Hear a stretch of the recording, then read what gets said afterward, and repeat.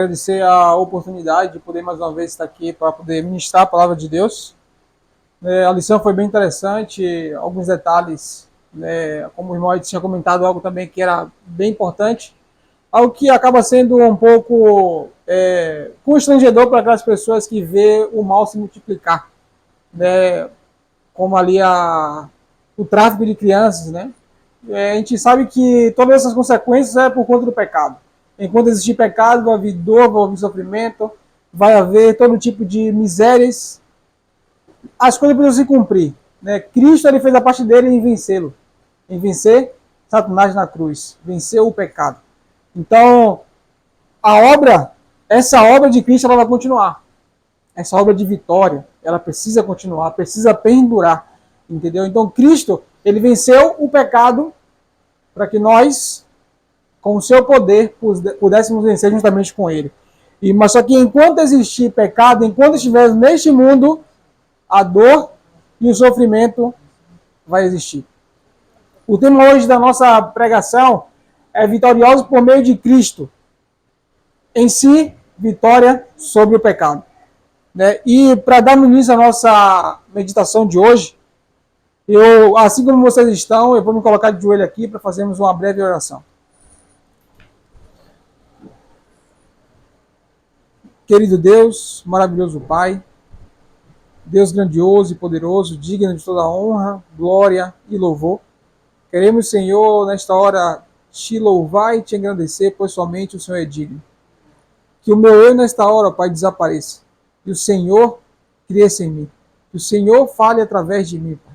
Embora eu reconheça que não sou digno, não sou merecedor, mas que não saia palavras minhas, mas que o teu santo e divino Espírito fale através de mim. Quero te pedir nesta hora que o Senhor guie, Pai, esta mensagem. Que ela não venha a ser somente ouvida, mas sim praticada. Que o teu Santo Espírito trabalhe em cada coração que a receber. Te agradecemos todas essas bênçãos em nome de Jesus. Amém. Precisamos compreender a grande necessidade, a grande urgência dessa mensagem. É a mensagem que fez Cristo sofrer.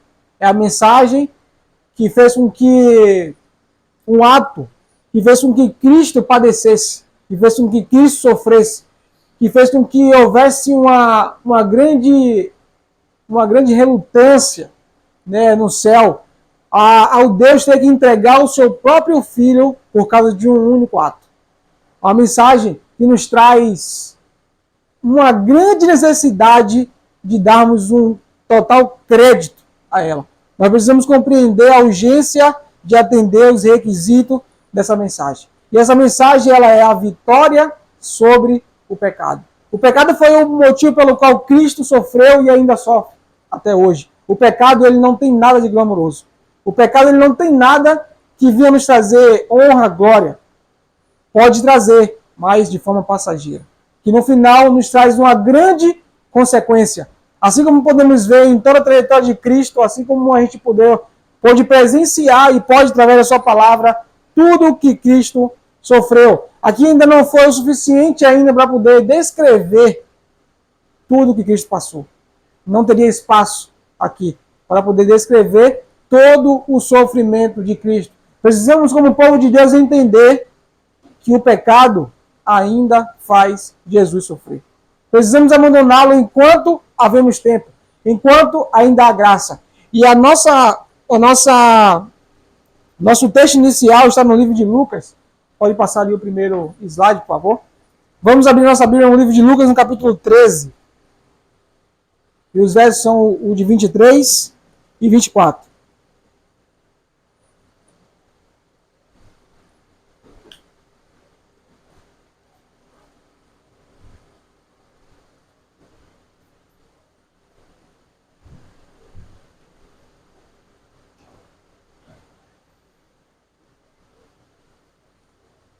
Leremos o seguinte. Lucas, o capítulo 13, o verso 23 e o 24. Diz o seguinte. Então disse-lhe um, Senhor, são poucos os que são salvos? E ele respondeu, esforçai-vos. Em algumas versões fala porfiai. Esforçai-vos para entrar pela porta estreita, porque eu vos digo que muitos procurarão entrar e não serão capazes. Cristo aqui, ele nos dá um conselho. Esforçai-vos. Porfiar, e eu fui pesquisar, passando o próximo slide, o significado da palavra porfiar. E quer dizer, porfiar vem do verbo porfiar. O mesmo que brigai, triscai, questionai, debatei, contestai, altercai, lutai, teimai e disputai. São significados de insistência. São significados de persistir. Tem certos tipos de situações, nesse pouco tempo que eu tenho aqui no ministério, eu aprendi uma coisa. E eu tenho levado isso constantemente. Por quê? Perguntar o porquê. Você já parou para se perguntar o porquê Cristo, ele, a princípio, nos aconselha, nos insiste, nos aconselha a poder entrar, insistir, porfiar, a entrar pela porta estreita, porque chegará um momento que muitos querão entrar, mas não vão poder entrar. Por que eles não vão poder entrar? Qual o motivo que vai fazer com que impeçam eles de entrar? Deus, em sua infinita misericórdia, nos concedeu a Cristo, né, para não ser o nosso exemplo, para ser o nosso guia, para ser o nosso modelo. Cristo, ele venceu o pecado, Cristo, ele venceu a tentação, Cristo, ele nos deu vários exemplos. Certo? Em nenhum momento da vida de Cristo, ele cedeu à tentação. Em nenhum momento de toda a sua trajetória, ele foi conivente com o pecado. Cristo, ele foi o nosso maior exemplo. Cristo, ele nos mostrou em carne o que se pode dar conosco, por meio do seu poder. Mas ele nos disse aqui que precisamos nos esforçar, porque muitos procurarão entrar, mas não vão poder. Por qual motivo eles não vão poder entrar?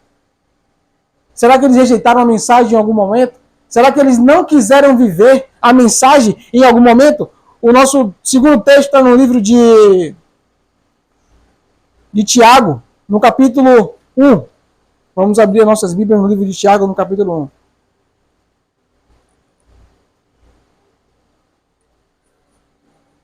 Precisamos entender a urgência dessa mensagem. Eu não preciso ficar arrodeando, não preciso ficar me demorando. Eu preciso ir direto ao ponto. Porque a urgência dessa mensagem é necessária. Se não haver uma vitória por meio de Cristo em nossa vida, não há salvação. Não adentrará nenhum ser humano nas portas celestiais sem fazer um esforço sequer. Precisamos renunciar. Precisamos nos questionar e perguntar a Deus o que precisamos mudar. Olha só o que Tiago, no capítulo 1, o verso 14 ao 16, ele nos diz: mas cada homem é tentado quando atraído e seduzido pela sua própria concupiscência. Ou seja, ninguém é tentado por algo que não sente desejo.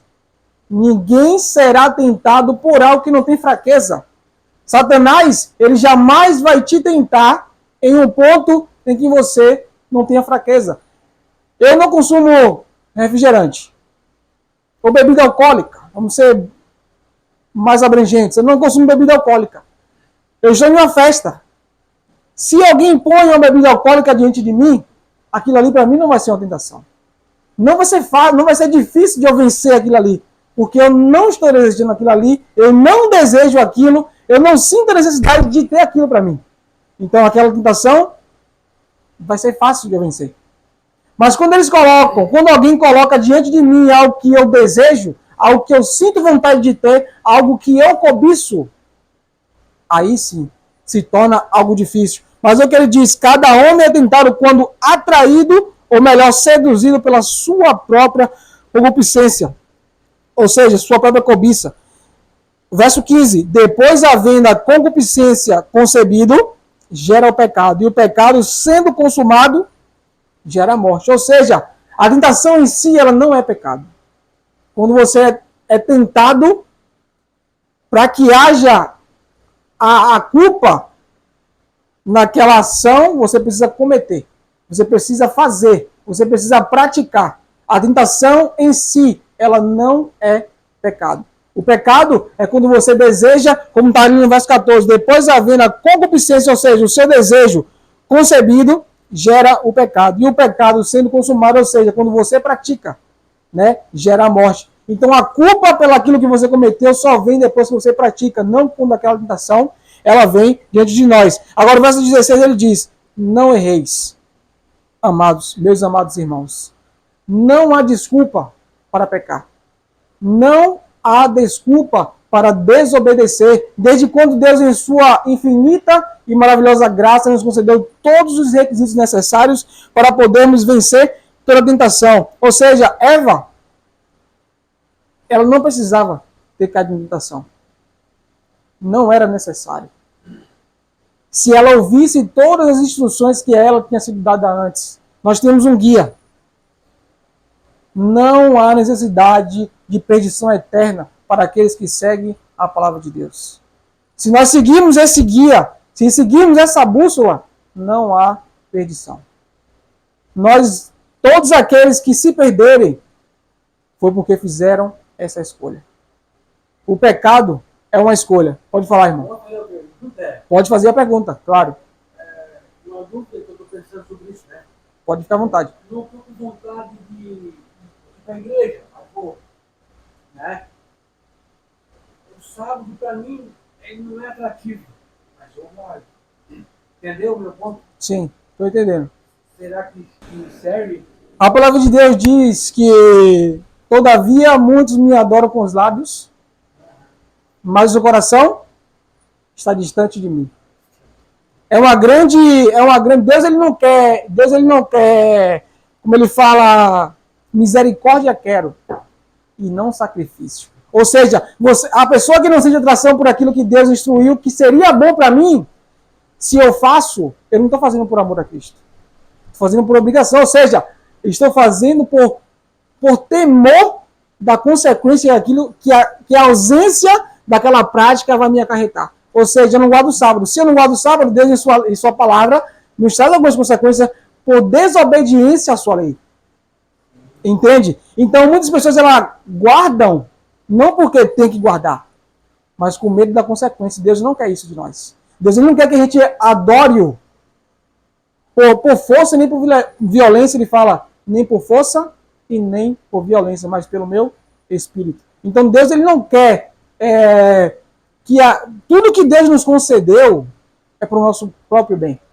Deus ele jamais ele vai nos pedir algo que não seja da nossa capacidade de fazer ou de amar aquilo que a gente vai fazer. Então, ele não quer, como respondendo a sua pergunta, ele não quer que a gente faça nada forçado. Entendeu? Deus ele não aceita uma adoração forçada. Ou seja, se nós estamos indo para a igreja no sábado, mesmo sabendo que temos que guardar, mas não queremos estar ali, só o nosso corpo está ali.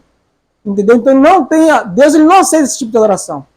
Entende? Então é uma questão que tudo o que fizermos tem que ser para, como a gente leu ontem em 1 Coríntios, fizemos um podcast ontem falando sobre saúde. E nossa mensagem inicial desse podcast foi 1 Coríntios 10:31, que fala, quer comais, quer bebais, ou quer façais qualquer outra coisa, fazei tudo para a glória de Deus. Ou seja, se fazemos por amor, como ele diz ali em João, se me amais, guardarei os meus mandamentos. Deus não está falando você tem que guardar. É o amor. Então, você casou com sua esposa forçado? Porque você achou ela bonita? Não, você amou ela primeiro. Entendeu? Você decidiu entregar a sua vida, entendeu? Para fazê-la feliz e assim ela fazia a ti feliz. Então não é algo que você não casou com ela forçado, como era muitos casamentos antigamente, né? Você era obrigado a casar com aquela pessoa que seus pais, né, colocassem diante de você. Mas não, é amor, entendeu? Nós precisamos fazer por amor a Cristo. Consegui responder sua pergunta? Então, continuando aqui, irmão, só qualquer dúvida que vocês tiverem, assim como o irmão Vilmar ali teve, né? Vilmar? Teve, pode ficar à vontade para perguntar, tá? No nosso próximo, como eu estava falando de Eva, na verdade, Eva, ela não precisaria ter cedido à tentação desde quando ela deixou de cumprir aquilo que Deus, por amor, aconselhou ela a fazer. Não se afaste do seu marido. E ela se afastou. Ou seja, quando ela se afastou, o desejo foi colocado diante dela. Ela viu a árvore que Deus, a princípio, tinha proibido, né, o consumo, como um teste de fidelidade. Ela viu aquilo, ela desejou aquilo no seu coração. Entendeu? Ou seja, até então ela não tinha cometido o ato, não tinha pecado. Mas desde quando Satanás apresentou a ela que aquilo era tão maravilhoso para ser consumido, e ela já estava desejando aquilo, se tornou fácil para ela cair? Tornou-se. Por quê? Ela desejou o fruto primeiro. Ela primeiro desejou. Então, ou seja, o pecado é quando desejamos e praticamos aquilo que nós desejamos. Ou seja, aqui no verso 21 do mesmo capítulo 1 de Tiago, ele nos diz o seguinte: portanto, rejeitaram toda a imundície e superfluidade, de malícia, recebei com mansidão a palavra a palavra em vós enxertada, a qual pode salvar as vossas almas. Hoje nós temos um conflito muito grande, onde nós precisamos tomar cuidado com o que falamos, tomar cuidado com o que pregamos. Hoje não temos mais liberdade de pregar muitos tipos de mensagens, né? Quando se trata de subir no púlpito da igreja, não podemos hoje, muitas das vezes, somos obrigados a pregar aquilo que nos é ordenado a pregar. Nós não devemos, tem muitas coisas que nós não devemos falar. Hoje nós estamos sendo proibidos de falar muitas coisas. Vitória sobre o pecado é um dos assuntos a qual tem trazido muito conflito de pensamentos. Hoje as pessoas têm colocado a graça de Cristo como se só a graça fosse necessária. A graça de Cristo, precisamos entender, meus irmãos, que ela não somente pode nos salvar. A mesma graça que nos salva é a mesma graça que nos habilita a vencer o pecado. Abrimos nossa Bíblia no livro de 1 Coríntios 10. 1 Coríntios 10.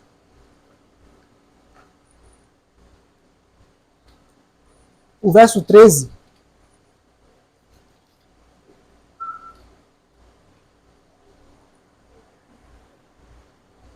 E diz o seguinte: 1 Coríntios, no capítulo 10, no versículo 13, fala: não vos tem sobrevindo tentação que não seja comum aos homens, mas Deus é fiel, o qual não permitirá que sejais tentado acima do que sois capazes.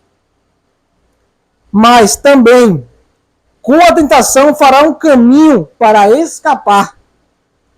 Atente para isso aqui, ó, para que seja capazes de suportá-la. Deus, ele jamais vai nos tentar acima das nossas forças. Ele jamais vai permitir que venha sobre nós algo que nós, com a força de Deus, né? E o esforço humano é o poder divino, e o esforço humano nós não podemos fazer nada por nós mesmos. Então, é o poder de Deus e o nosso esforço. Precisamos, não é só a graça que nos habilita, que nos salva, é a mesma graça que nos concede um poder para vencer o pecado. Como a gente também estava falando ali do desejo, hoje nós temos ouvido, hoje já ouvi muitas pessoas falar que o pecado, ele não é só o que fazemos, é a nossa condição, é a nossa natureza. Como a gente pode explicar para as pessoas que nos colocam essa afirmação como certeza, que a nossa condição, Deus, ele não leva em consideração como se fosse um ato de pecado? O que é o pecado? A gente pode ver que a única definição que tem na Bíblia é 1 João 3,4. É a transgressão da lei. É a única definição que temos na Bíblia de pecado. Transgressão da lei, ou seja, é um ato. O pecado é um ato. Quando Davi ele exclama, em pecado me concebeu minha mãe, ele não está querendo dizer que nós vamos ser pecador a vida inteira. Ele está se referindo à nossa natureza. A nossa natureza, ela foi degradada pelo pecado. A nossa natureza, ela está sujeita à doença, né? Infelizmente, a semana passada eu acabei sofrendo um acidente. Cortei meu pulso. Cortei uma veia aqui no pulso. E louvado seja o nome do Senhor que A recuperação foi extraordinariamente rápida. Estou bem, graças ao Senhor. Mas o pecado me trouxe a consequência de a minha natureza ser corrompida e eu sofri por isso. Eu sofri por isso. Então, a nossa natureza, se nós hoje pedir a Deus, quando cometemos um ato pecaminoso, e pedimos a Deus que Ele nos perdoe, Ele é capaz de fazer isso?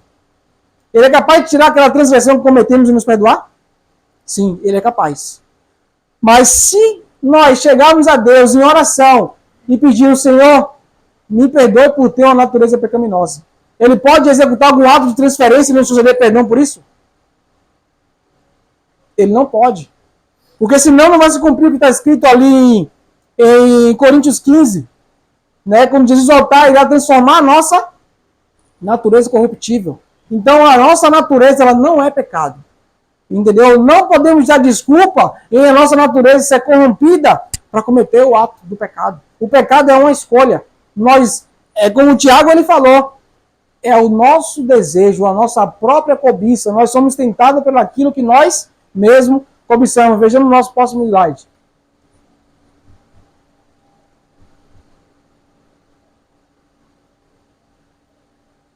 Deus guia seu povo passo a passo avante. A vida cristã é uma contínua batalha, marcha contínua. Não há descanso desta luta.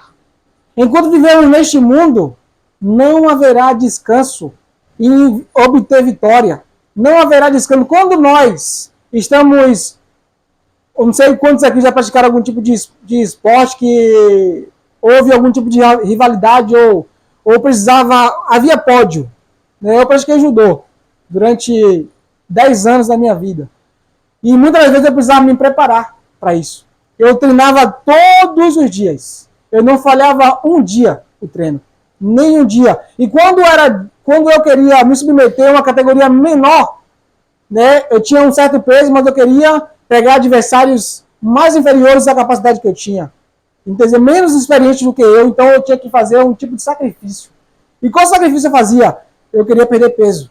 Então eu passava a semana inteira, até um mês inteiro, comendo só fruta diurética. Só melancia, só melão, só fruta diurética. Eu não comia nada de massa, não comia nenhum tipo de alimento que fosse me fazer ganhar calorias. Então eu me submetia a todo esse sacrifício para poder obter a vitória que eu queria. E na vida cristã não é diferente. Hoje, que sacrifício nós estamos fazendo por Cristo? Cristo ele morreu na cruz por mim e por você para vencer o pecado. Cristo nos concedeu capacidade suficiente para nos fazer alcançar a vitória sobre aquilo que nos destrói. Deus ele quer nos conceder a vida eterna. Mas que sacrifício estamos fazendo por Cristo? O que estamos tentando pedir? O que estamos pedindo a Deus para renunciar na nossa vida? O que será que estamos fazendo hoje? Olhando para o contexto que nós estamos vivendo, a grande batalha contra o mal. Satanás está todos os dias tentando nos destruir. Ele está tentando todos os dias nos entreter em assuntos triviais, em coisas que não têm nenhum valor para o nosso crescimento espiritual. Está fazendo a gente perder tempo. E Deus está tentando, passo a passo, guiar o seu povo avante. Ele não quer que o seu povo retroceda. Ele quer que o seu povo siga avante. É por meio de constantes incessante esforço que mantemos as vitórias sobre as tentações de Satanás. Estamos como um povo triunfando na clareza, a força da verdade. Somos plenamente sustidos em nossos pontos de fé por avassaladora quantidade de claros testemunhos cristurísticos. Irmãos, temos tudo aqui, ó. Tudo o que precisamos para obter a salvação eterna está aqui. Não precisamos ser enganados.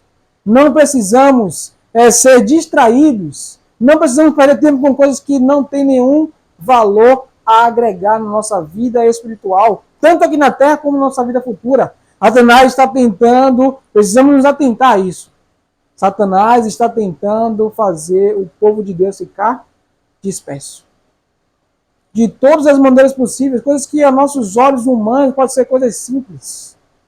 Mas ele não vai te colocar em uma situação onde seja escandalosa. Ele não vai te colocar em uma situação onde você veja, não, isso é errado. Não, ele quer te distrair em coisas que aos seus olhos não é nada. Não são os pecados extraordinários que vai fazer o povo de Deus ficar fora do céu. São os mínimos detalhes. São os mínimos detalhes. Deus, ele é um Deus de amor. Mas lembre-se, ele também é um Deus de justiça. Ele vai cobrar cada milésimo de segundos que nós perdemos com coisas que não teve valor para a nossa vida. Ele vai nos cobrar cada minuto. Ele vai nos cobrar cada oportunidade que tivemos de falar do seu amor para o nosso próximo e não falamos. Aqueles que têm vergonha, que são tímidos, peça a Deus que tire essa vergonha. Deus é poderoso. Vamos ler ali Judas no capítulo 24. Judas no capítulo 24, que é o único capítulo que ele tem.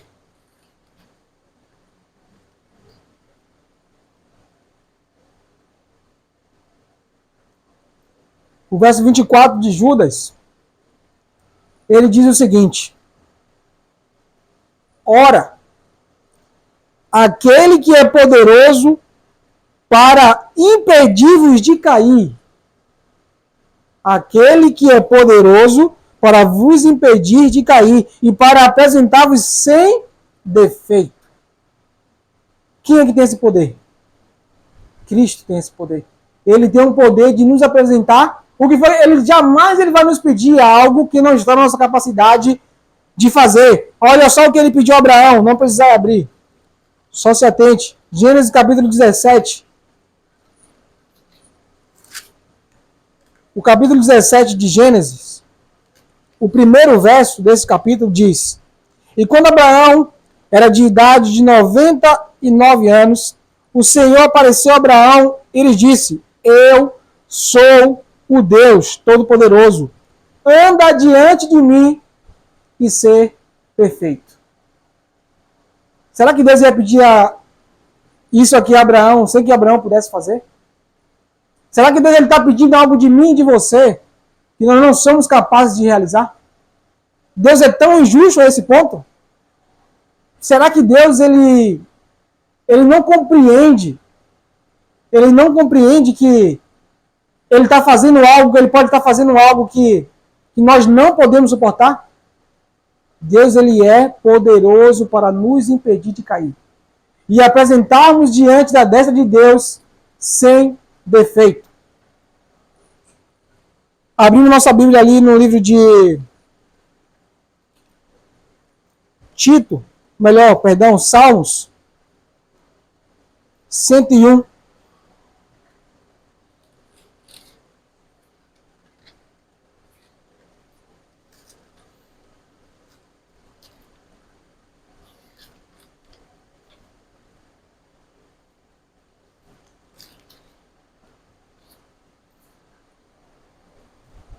O verso 2, o 3 e o 6 diz o seguinte: comportar-me-ei sabiamente no caminho perfeito. Ó, quando virás a mim, andarei em minha casa com o coração perfeito.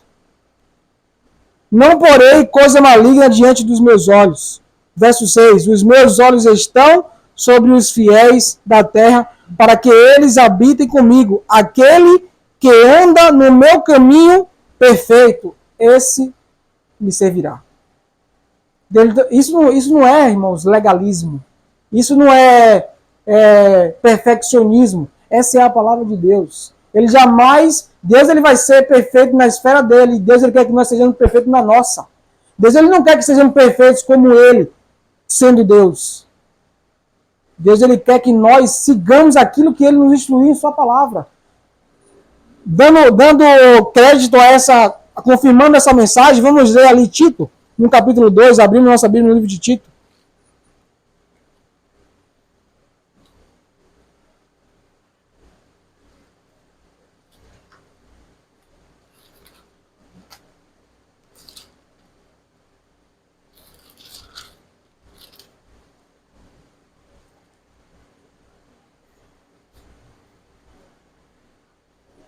Capítulo 2, 12 a 15, diz o seguinte: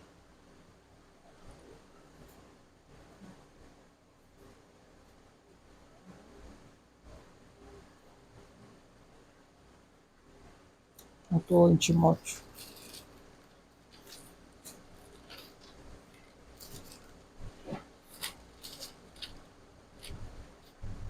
12 a 15. Diz o seguinte: ensinando-nos que, renunciando à impiedade e às concupiscências mundanas, vivamos de maneira sóbria, justa e piamente neste mundo presente, aguardando a abençoada esperança e o aparecimento glorioso do grande Deus, nosso Salvador, Jesus Cristo, o qual se deu a si mesmo por nós, para remir de toda a iniquidade e purificar para si um povo peculiar, zeloso de boas obras,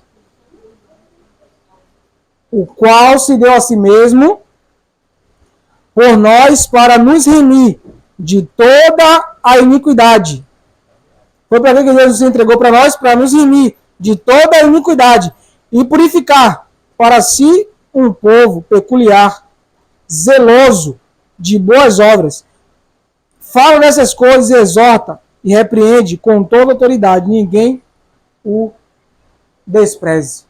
Deus, ele quer um povo zeloso de boas obras. Lembrando que as nossas obras, ela não nos salva, mas ela nos condena. Entenda que as nossas obras, nós não é por obras para que ninguém se glorie. Ninguém vai ser salvo por obra para que ninguém se glorie. Mas lembre-se, as nossas obras, elas não são qualificadas para nos salvar, para que nós não venhamos a nos glorificar nós mesmos, entendendo que, eu fiz isso, eu venci aquilo, e eu vou ser salvo. Não. As nossas obras, elas não são méritos para nos salvar. Mas lembre-se que as nossas obras, elas podem nos condenar. Ela não nos salva, mas é o meio que Deus usará para nos julgar. São as nossas obras. Leremos o próximo slide. E o próximo. Pode passar. Todo ato de obediência a Cristo, todo ato de abnegação por amor dele, toda prova devidamente suportada, toda vitória ganha sobre a tentação é um passo dado na marcha para a glória da vitória final. Se tomarmos a Cristo como nosso guia, ele nos conduzirá a salvo. O maior dos pecadores não precisa errar seu caminho. Nenhum trêmulo pesquisador precisa deixar de andar na pureza e santa luz. Embora seja um caminho tão estreito, tão santo, que nele não se tolere pecado algum, foi, todavia, garantido acesso a todos, e nenhuma duvidosa e tremente alma necessita dizer: Deus não cuida de mim. Nós não necessitamos declarar essas palavras, porque tudo foi provido para a nossa vitória. Todas as coisas cooperam juntamente para o bem daqueles que amam a Deus e são chamados segundo o seu propósito. Deus, ele proveu tudo para a nossa vitória. Deus, ele nos concedeu tudo. Deus tem em suas mãos o poder da vitória. Nós precisamos ir até ele. Precisamos dar crédito à sua palavra. Não ser somente aqueles que ouvem, mas aqueles que praticam. A gente sabe que na nossa vida vamos ter bastante conflitos. Inúmeros conflitos. Mas o pecado precisa ser vencido. Pode passar o próximo slide. Olha só. Cristo prometeu que o Espírito Santo habitaria naqueles que lutam pela vitória sobre o pecado. Aqueles que não fazem esforço nenhum, não haverá Espírito Santo para eles. O Espírito Santo, Cristo prometeu, para aqueles que lutam pela vitória sobre o pecado, para demonstrar o poder da força divina. Através de nós, vamos demonstrar ao mundo o poder de Cristo na nossa vida. Que não é por nós, não é por nossas próprias obras, não é por nossa própria vontade. Como foi a pergunta do irmão Vilmar ali no início. Nós vamos para a igreja no sábado, né? Não porque queremos. Entendeu? Não é por escolha própria. Entende? Não é porque ele quer, ele está na igreja, mas ele não quer estar ali. Entende? Mas só que Deus, ele fala que o poder da força divina, a vitória sobre o pecado, para demonstrar o poder da força divina, dotando o instrumento humano de poder. Não é por nós. É Cristo habitando em nós. Se Cristo não habitar em nós, não há promessa do Espírito Santo. Se não houver uma batalha contínua para vencer o pecado, não haverá Espírito Santo. Sobre o instrumento humano de poder sobrenatural, instruindo o ignorante no ministério do reino de Deus. Pode passar o próximo.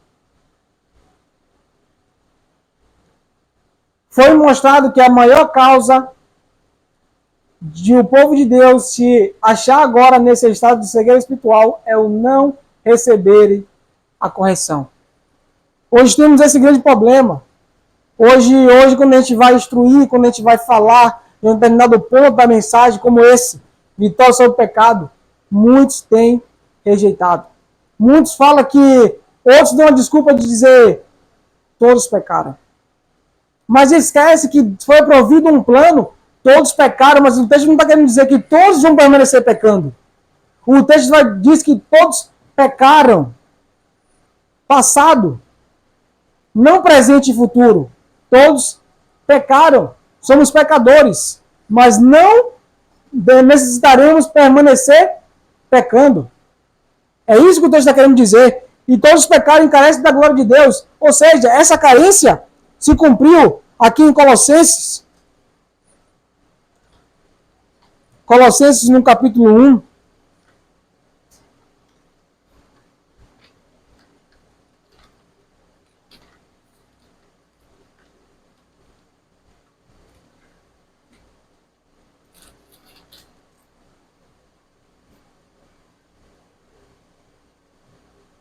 O capítulo 1, versículo 27, diz o seguinte, de Colossenses: aos quais Deus quis fazer conhecer quais são as riquezas da glória deste mistério entre os gentios, para que é Cristo em vós, a esperança da glória. Todos pecaram e carecem da glória de Deus. Essa glória que foi perdida por conta do pecado foi provida por meio de Cristo, e Cristo habitando em vós. Essa é a esperança da glória e a certeza da vitória por meio de Cristo. Muitos têm desprezado as reprovações e advertências que lhes foram feitas. A testemunha verdadeira condena o estado morno do povo de Deus, o qual dá a Satanás grande poder sobre eles. Ou seja, a rejeição das mensagens, o descrédito, a incredulidade dá vantagem para Satanás. Precisamos entender que toda vez que rejeitamos uma luz, nós damos vantagem ao inimigo de nossas almas. Os egoístas, os orgulhosos, os amantes do pecado são sempre assaltados por dúvida. Toda vez que nós colocamos em dúvida aquilo que Deus, em sua infinita graça, nos concedeu como uma luz maravilhosa para obtermos a vitória, toda vez que rejeitamos, damos vantagem a Satanás. Pode passar o próximo slide. Vivemos em um importante e soleníssimo tempo da história terrestre. Achamos entre os perigos dos últimos dias. Importantes e tremendos acontecimentos se acham diante de nós. Quão necessário é que todos os que temem a Deus e amam sua lei se humilhem diante dele. E se aflijam e pranteiem e confessem os pecados que têm separado de Deus o seu povo. O que deve suscitar o maior alarme é que não sentimos nem compreendemos nossa condição, nosso baixo estado e satisfazemos de permanecer como estamos. Devemos refugiar-nos na palavra de Deus e na oração, buscando individualmente e fervorosamente ao Senhor, para que o possamos achar. Cumpre-nos fazer isto, nossa primeira ocupação. Será que nós estamos fazendo uma autoanálise em nós? Será que estamos olhando para a nossa condição atual? Será que estamos em conformidade com aqueles que guardam os mandamentos de Deus e amam sua lei?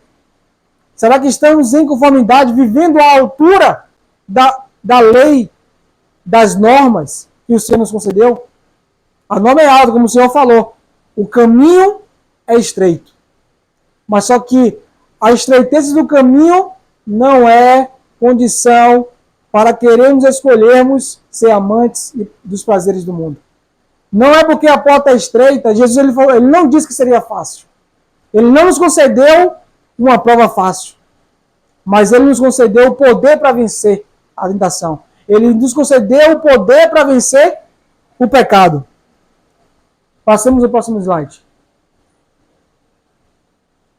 Quando uma pessoa está inteiramente vazia do próprio eu, quando todo o falso Deus é expulso da alma, o vazio é preenchido com a comunicação do Espírito de Cristo. Essa pessoa possui a fé que purifica a alma de toda de contaminação. Está de conformidade com o Espírito e pensa nas coisas do Espírito. Não confia em si mesma. Cristo é tudo em todos. A maior luta que o ser humano irá travar é a luta contra o próprio eu, contra a sua própria vontade. Pode passar o próximo slide. As preciosas graças do Espírito Santo não se desenvolvem no instante. Coragem, fortaleza, mansidão, fé, inabalável confiança no poder de Deus para salvar, adquire-se pela experiência de anos, por uma vida de santo esforço e firme adesão ao que é reto. Os filhos de Deus devem selar o seu destino. Irmão, se não atentarmos hoje para essa urgência, para obtermos a vitória sobre os nossos maus traços de caráter, o que será de nós lá na frente? Como é que nós iremos subsistir à grande prova se nós não fizermos hoje uma autoanálise da nossa vida? O que precisamos mudar, o que precisamos renunciar, o que precisamos fazer por amor à verdade de Cristo. O que estamos fazendo hoje em prol de todo o sacrifício que Cristo fez por nós? De todo o sofrimento que Ele padeceu? Será que um item da nossa vida, que nós sabemos, temos total consciência que aquilo é prejudicial à nossa saúde, é tão difícil deixar à altura de tamanho sacrifício que Cristo fez? À altura de tamanho sofrimento que Ele passou para nos conceder poder e vida eterna? Será que um item, hoje como tem muita contenda, muitos problemas, né, no que se diz respeito à alimentação, hoje temos esse grande conflito, e muitas pessoas colocam em igualdade certo tipo de situações que aquilo não é necessário. E tem todo aquele conflito, mas irmãos, não precisamos assim viver. Para nós finalizarmos, vamos ler ali Apocalipse, no capítulo 22.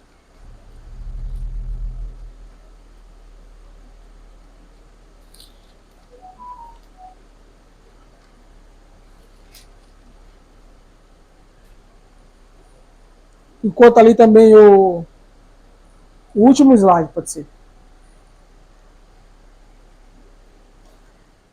Diz assim, o 22, o verso 11 de Apocalipse. Aquele que é injusto, continue sendo injusto. E aquele que é impuro, continue sendo impuro. E aquele que é justo, continue sendo justo. E aquele que é santo, continue sendo santo. Quando o texto pede para que nós continuemos, é porque já estávamos realizando, já estávamos praticando. Então ele pede para continuar, fazer aquilo que você estava fazendo. E olha a importância, olha o quanto esse texto ele é forte. Não vos assenteis. Olha como esse texto ele é forte. Não vos assenteis na poltrona de Satanás, dizendo que não adianta, que não podeis deixar de pecar, que não há em vós poder para vencer. Não há poder em vós, separado de Cristo. Mas tendes o privilégio de ter Cristo permanentemente em vosso coração pela fé. E Ele pode vencer o pecado em vós, quando com Ele cooperardes. Podeis ser cartas vivas, conhecidas e lidas por todos os homens. Não deveis ser cartas mortas, mas vivas, testificando perante o mundo que Jesus é capaz de salvar. Não vos assenteis. Toda vez que nós falamos que é impossível deixar de pecar, toda vez que nós falamos que é impossível vencer tal tentação, nós nos assentamos à poltrona de Satanás. Não vos assenteis. Cristo em vós, a esperança da glória. Que Deus ele possa nos conceder o intelecto à altura para podermos entender que Ele está sempre perto de nós.